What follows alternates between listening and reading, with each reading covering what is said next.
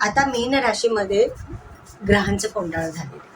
शनी, राहू, शुक्र, बुध हे तिन्ही तुमच्याकडे आलेले आहे. बरं, आता शनी राहू सारखे जर मोठे आणि बलाढ्य ग्रह तुमच्यात आहे, म्हणजे काय होणार आहे, इथे अधिकार मिळवण्यासाठी प्रयत्न होणार आहे. जे अधिकार तुम्हाला हवे आहे ते तुम्हाला मिळणार आहे. पण लक्षात ठेवा, इथे तुम्हाला थोडीशी कॉन्फिडन्स लेवल ही तुम्हाला वाढवावी लागणार आहे. काम करण्याची कपॅसिटी ही तुमची वाढणार आहे आणि ती वाढणार आहे. कारण रवी जरी आता मेषेत असला तरी तो नंतर वृषभेत जाणार आहे. म्हणजे कर्तृत्वात तुमची वाढ होणार आहे, काम करण्याच्या कपॅसिटीमध्ये तुमची वाढ होणार आहे, धाडस वाढणार आहे. मुख्य म्हणजे धाडसाने तुम्ही कुठलीही कामं पार करू शकता. आणि हे धाडस आहे ना, हे सकारात्मक असणार आहे. त्यामुळे तुमची प्रगती ही तुमची होताना दिसेलच. कारण ह्या गोष्टी जे आहेत ते चांगल्या तऱ्हेने प्रगती झालेली तुम्हाला दिसणार आहे. प्रवास होतील ते चांगले प्रवास होतील, चांगल्या कामासाठी होतील, चांगल्या ओळखी होतील, तिथले लोक तुमच्यासारखेच तुम्हाला साथ देणारे असतील, अशा गोष्टी आपोआप होतील. कम्युनिकेशन चांगलं होणार आहे, सगळ्या गोष्टी चांगल्या होतील. फक्त काय आहे, भीती ठेवू नका घरात मनामध्ये की माझ्या हातून होतं की नाही, मला जमतंय का नाही. हे सगळं होणार आहे, सगळ्या गोष्टी मिळणार आहेत, सगळ्या गोष्टी तुमच्या हातून होणार आहेत.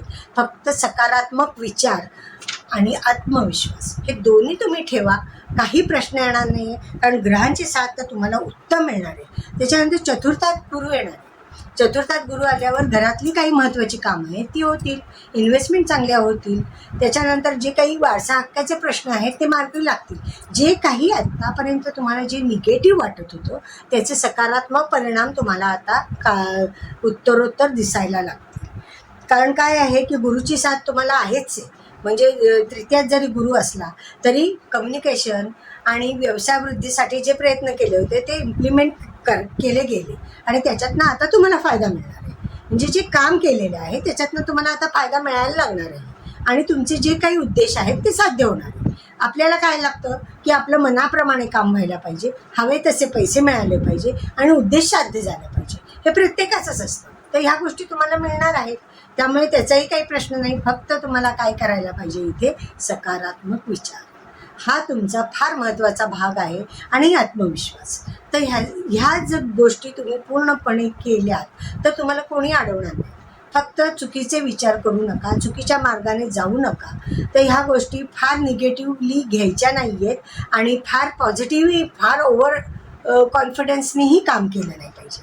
योग्य आत्मविश्वास, योग्य सकारात्मक विचार तुम्हाला पुढे नेणार आहे. कारण हे जे मोठे ग्रह आहेत ते लग्नात आहेत, ते कधी कधी आपली दिशाभूल करतात. मग ह्याच्यासाठी थोडं थांबा, वेट करा. मी करतोय विचार तो बरोबर आहे की नाही, मी काम करणार आहे ते योग्य आहे की नाही, एवढाच विचार करा.